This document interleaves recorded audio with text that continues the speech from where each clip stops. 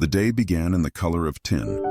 The sun tried for a while, slid along the edge of a wide gray lid, and then gave up with dignified grace. Cold has a way of clearing space in a man's mind, and Thomas Morgan felt the room inside him go neat and spare as he stepped onto the porch, coffee burning its small sun in his hands. The pasture was still, not the lazy June stillness that lulls, but the hard winter version that listens. Fences clicked in the frost. The breath of the horses rose and broke, like little tents being set and struck along the line of the corral. He had lived on this land long enough to learn the grammar of cloud and wind. Today's grammar said intention. The ceiling hung low, textured with fine seams that ran north to south as if the sky had been stitched shut. Far off to the west, where the flats began to heave into country with opinions, the light slipped under a band of cloud and came out a bruised blue. Snow smell was already in the air, clean and metallic, like the inside of a new bucket. At Willow Creek, winter work was a sequence of small kindnesses repeated until the calendar remembered what month it was. The old mare Birdie had trouble with cold in her hips and needed her blanket tugged straight every night. Ledger, the one-eyed gelding, thought snow was a bureaucratic mistake and filed his objections with short, stubborn snorts.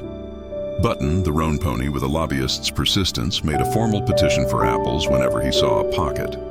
And there were the two new arrivals, a hard little dun with a blade of white down her face who had forgotten that people might mean well, and a lank bay with a winter coat like badly carded wool.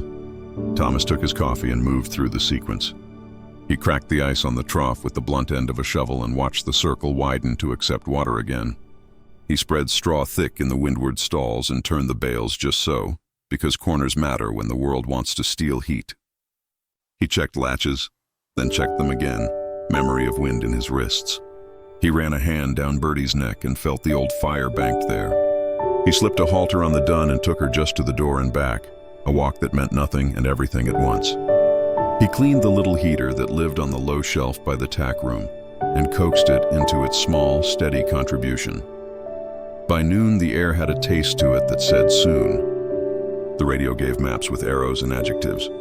A heavy band sliding off the mountains, a second pulse behind it, whiteout conditions possible.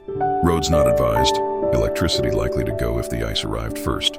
He listened as long as he needed to know he would not learn anything more useful, then clicked the radio off and let the barn remember what it sounded like to be its own weather. The first flakes came just after he laid out the evening hay. Not the lazy feathers of a storybook, but fine and driven, a disciplined army of white. They slanted at the same angle for an hour, turned the yard into a pencil sketch, filled the low places first and then the higher. The wind organized behind them and began to lead.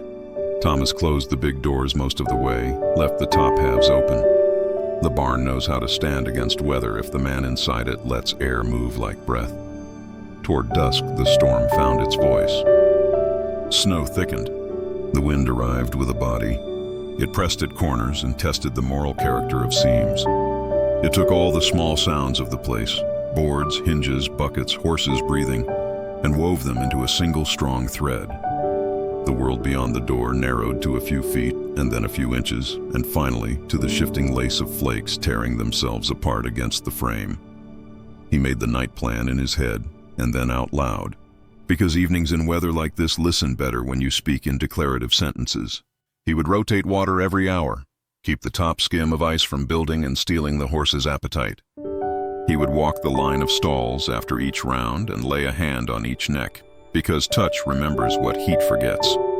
He would watch the new dun most and the old mare next, and he would not assume the strong ones needed less. He would keep the generator primed, but only run it if the tank heater failed.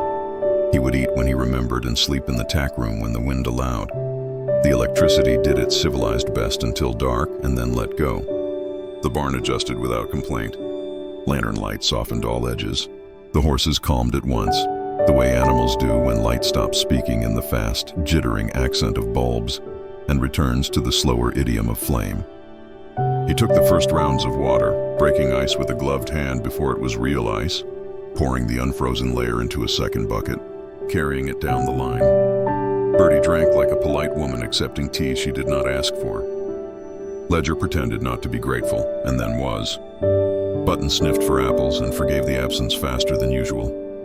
The lank bay stood with one hind leg cocked and blinked at the lantern as if it were a star that had wandered indoors. The little dun refused at first because refusing had saved her once, and then drank in short, suspicious sips, which counted just the same as courage. By the third round, the barn had shrunk to the pool of light and the animal warmth inside it. The snow on the door ledge built a white pillow. The world beyond the ledge left the door and went to work somewhere he was not needed. The wind shook the rafters with open hands, and the whole structure answered in timber language that said, "I am old enough for this." He slept and woke and slept, the way a man on watch does when the night decides to keep him honest. He dreamed once of a green summer field, then woke to the sound of the heater dying a soft, unhelpful death. He cursed it by name, apologized in the next breath, and found the generator blind, primed it, choked it, brought it to life, ran extension like a line thrown across a river. The tank accepted the current like a grateful throat. At some hour between midnight and morning, the wind found a higher gear. It tore at the north face and pushed a fine dust of snow through a place that had never admitted leaks and laid a white line along the edge of the aisle. The horses shifted and faced away, instinct doing what no manual teaches. Thomas put his back to the door and pushed it the last few inches until latch met iron. The world narrowed one step further. He stood there after the latch caught and let the barn's quiet return to its job. In the gray scene before dawn, when the mind finds odd corners to worry and the cold goes from problem to principle, he heard the fence. Not the ordinary winter pop, but the prolonged, splintering objection of wood asked to be something other than tree. He felt the sound in his teeth. He stood very still and listened for the aftersound, the way a man waits for thunder to see how far the danger is gone. It came again, farther off. East line, somewhere near the cottonwoods. He set the lantern on the shelf and pulled his hat lower. He lifted the crossbar on the big door and eased it open against the snow's soft argument. The first air bit him clean. He leaned into it and stepped out. The yard had lost its shape. Drifts made new hills where flat ground used to be. The gate wore a white shoulder. The troughs were domes, not circles. The wind used the barn as a mouth and came through it in a clear song that had sung all night without tiring. He found his way by memory, counted steps, felt for the low fence top with his boot, stepped over into the first drift and let it take him to the knee. He laughed once into the scarf because there was nothing else to be done. Out in the east pasture, the snow rose to his thigh. The wind took his breath and asked for more and got it. Between the pauses when flake and air conspired to blind him, he saw enough to learn the problem. A limb had come down from the cottonwood and crushed the top board of the fence. The rest had held, but the break made a mouth out of the line, and mouths invite motion. Beyond the break, he saw two dark shapes moving in the white, separated from the rest of the herd by the new topography. He knew them by their height and the way they set their feet, the lank bay and the dun. He considered waiting, considered the speed of drift building, considered how quickly tired horses can decide to lie down in a storm, and how hard it is to ask them not to. He went back for rope, a sled, and scents. Inside the barn, his hands moved in the remembered order of emergencies that do not announce themselves in polite weather. He tied two lines end to end for length and ease, looped them around his chest and over one shoulder, made a loop for a halter he had not yet earned. He pulled the little wooden sled from behind the hay bales and lashed a blanket and a tarp onto it, not because he wanted drama, but because he despised being surprised by need. He took a second halter. He set the lantern high to keep the light and took another for the journey. He told the barn to keep breathing, then he went out again. The wind hit him with clean, impersonal authority. He lowered his head and leaned. The lantern turned its circle into a thinner circle. He found the drift's curve with his knees and let it teach him a path. The first line of fence held until the break. The broken board hung at an angle, a white beard of rime along its edge. He stepped through and felt the air change, a slightly hollower echo, as if the pasture itself were a room and the storm had shut the door. The bay stood with his head to the wind, ears pinned, steady in that way of horses who have learned their size and what it can endure. The dun danced 3 quick half steps and then froze again, not because courage had left her, but because it had gotten too cold to move the memory of it.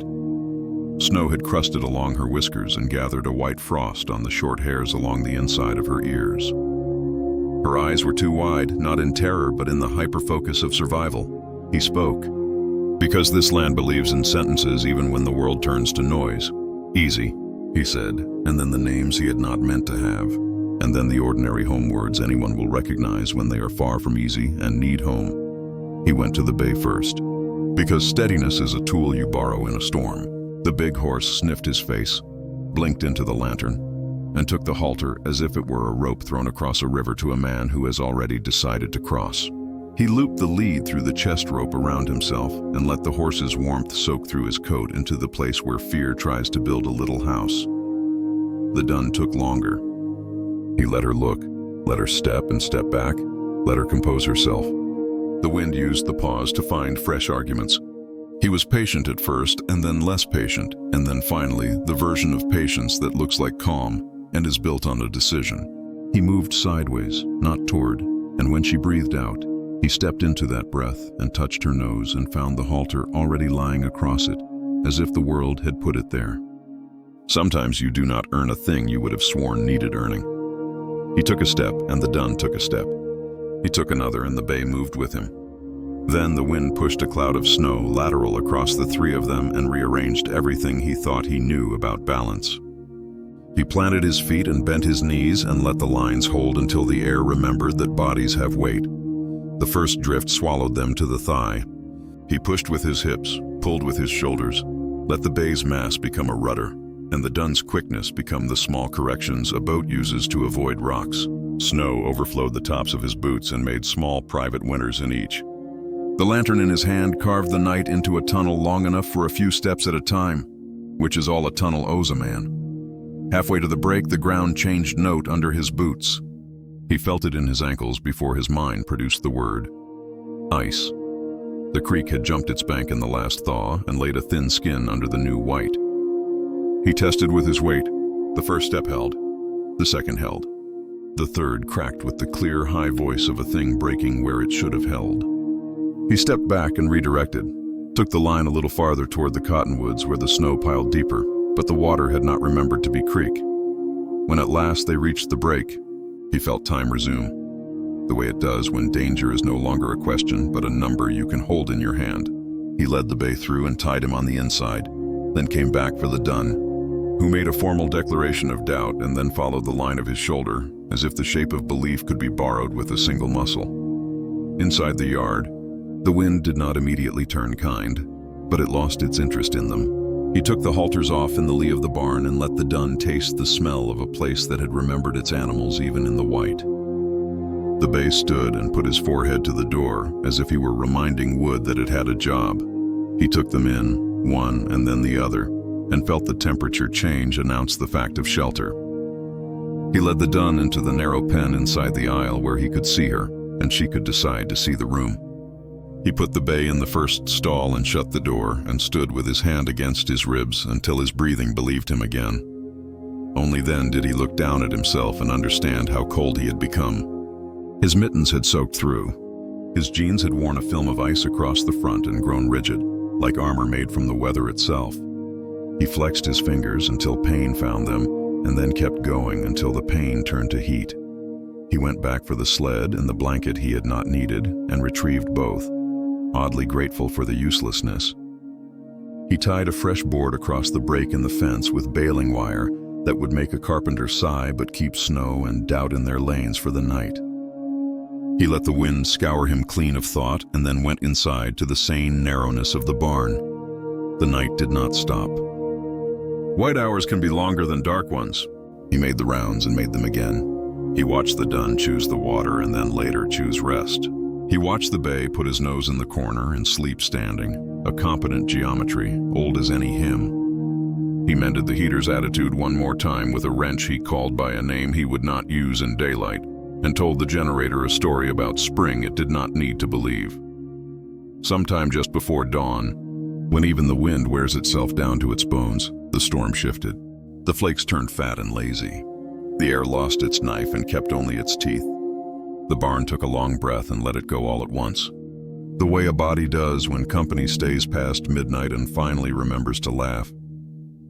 He unlatched the door and opened it onto a different world. Snow had remade the ranch in its image.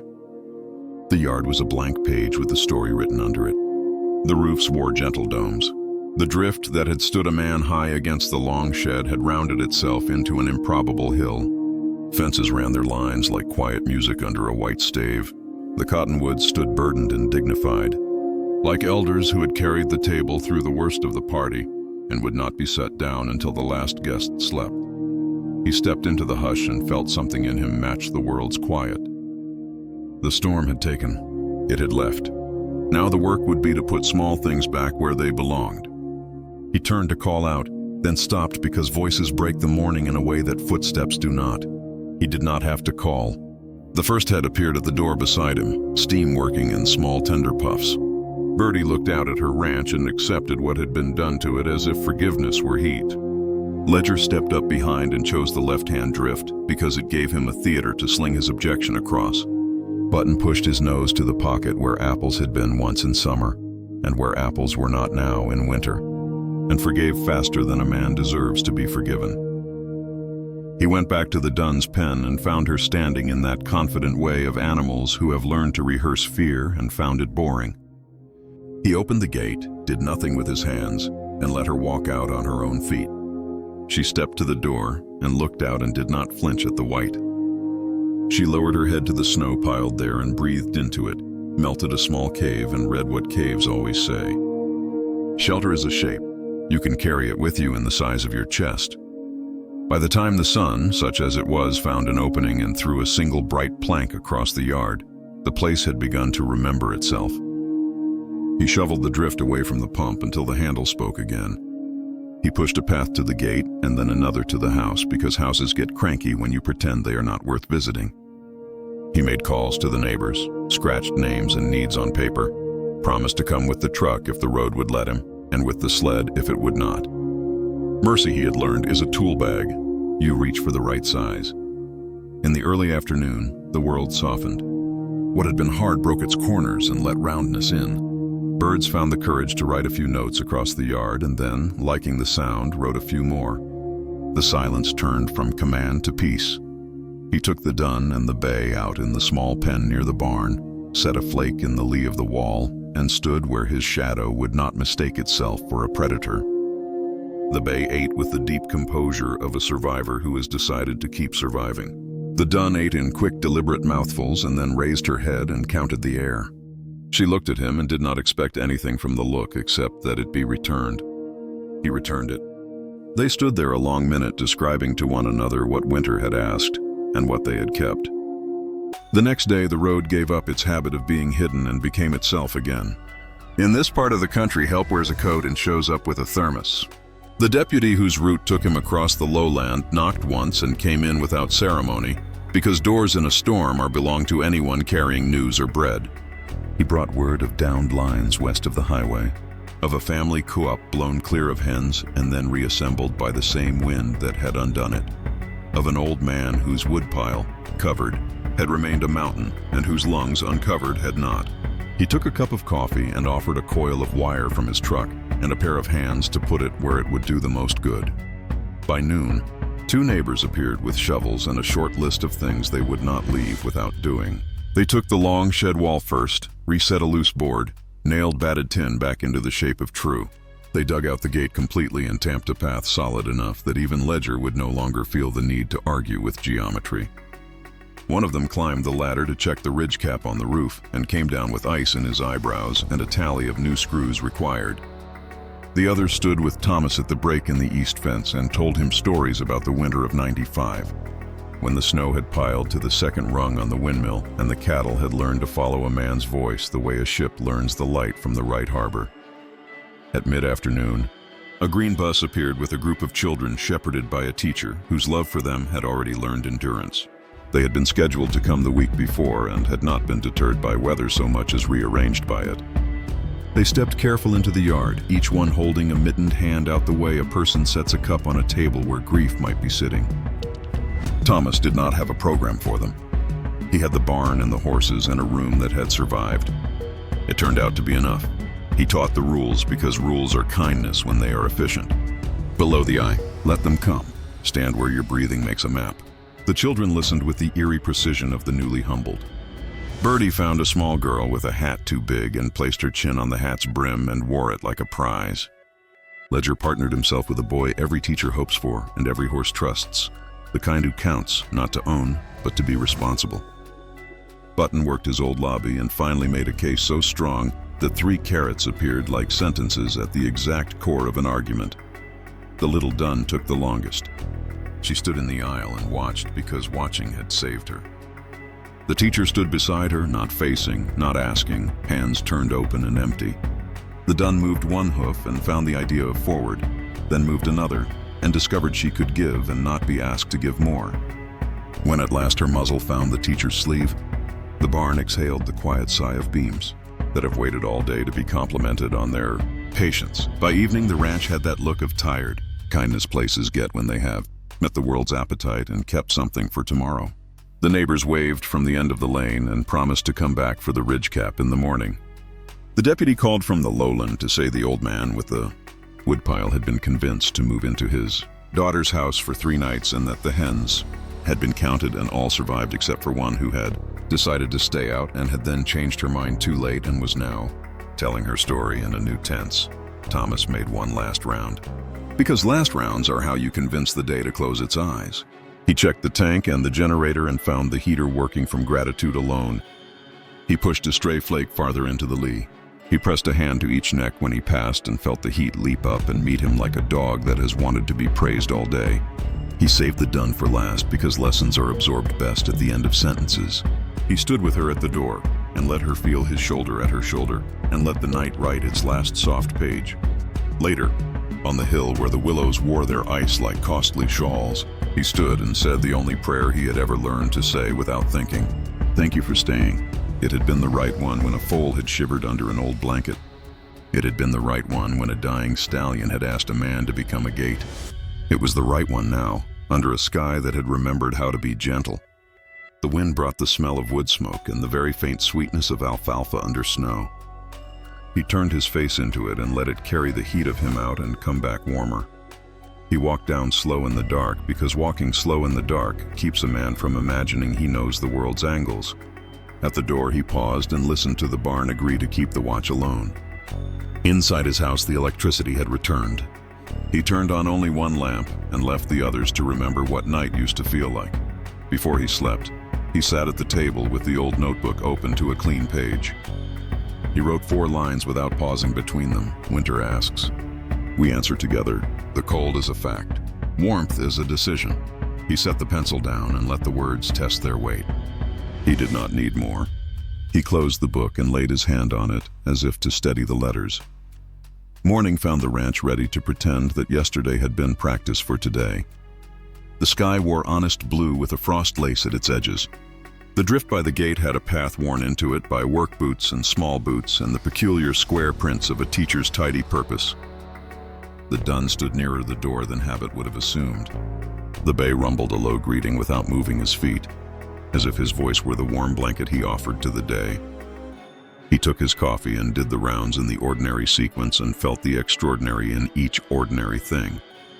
The trough steam, the soft huff from Birdie that meant impatience for hay, Ledger scuffing his front hoof exactly once as if to say the world had been nearly unsatisfactory and now was not. Button's nose insisting on pockets in an act of generosity disguised as theft. He offered half an apple to the dun and did not insist. She accepted with the formal care of someone learning how to be touched by sugar without owing anyone a debt. By noon, the drift on the east fence had settled itself into sculpture and would remain until the next wind edited it into a new shape. The path to the pump had become a polished line. The barn roof held. The ridge cap waited for screws that would arrive in the bed of a neighbor's truck. The willow branches clicked in their ice like polite applause. He went to town in the afternoon because towns exist for 2 reasons: to take a man's money for the things he cannot build, and to remind him that he is not the only person who had to ask the weather for permission last night. He stood in the hardware store with a box of screws and a coil of wire and a bag of salt and listened to others tell versions of his story and found himself laughing at the same places, where the story is rude and everyone laughs anyway. He took a hot coffee handed to him by someone who had known him long enough to know his winter order and accepted 2 more. Pairs of heavy socks because the cashier said you look like a Man who forgot to count his socks last spring.